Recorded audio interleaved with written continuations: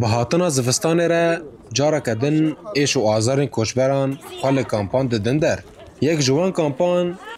نوروز آل باجار دیرکیه نیزی 5500 کشبر کج خلکن عفرین سریکانیه و گریس بینه دناو شرط و مرجن جیانه این پر گراندنه ابل دست ابدا اشرفیان زارو که ما پرک لو داریش ما مال خو مال ورشت ما تش آقا ما گلو داریشتن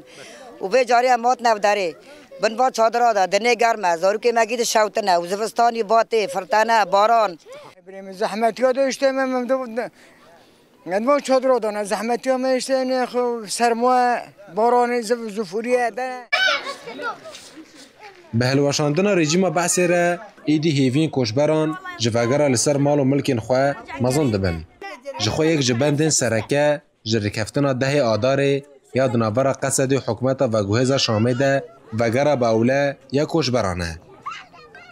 یا وگره ما هم دخوزن قوت ما قصد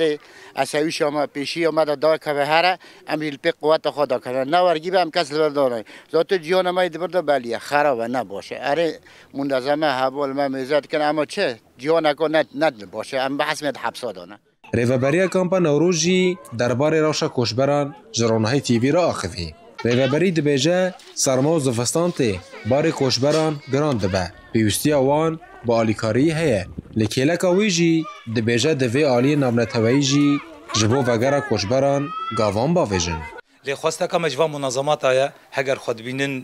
منظمات انسانی پنبرد بلا آریکاریا مرا بکن که ام کاربن وی ملتی بدن جیان کرن و ام بیجن نهای دست پی که دیجی خواسته که وی ملتی و گراوات نهای زاروکه که 6 سالی حتی کاله که 7 سالی تجید خواسته که تجوا منظمات شد بیجی خواسته که ما ام وگرنه مال خو و جهوار خو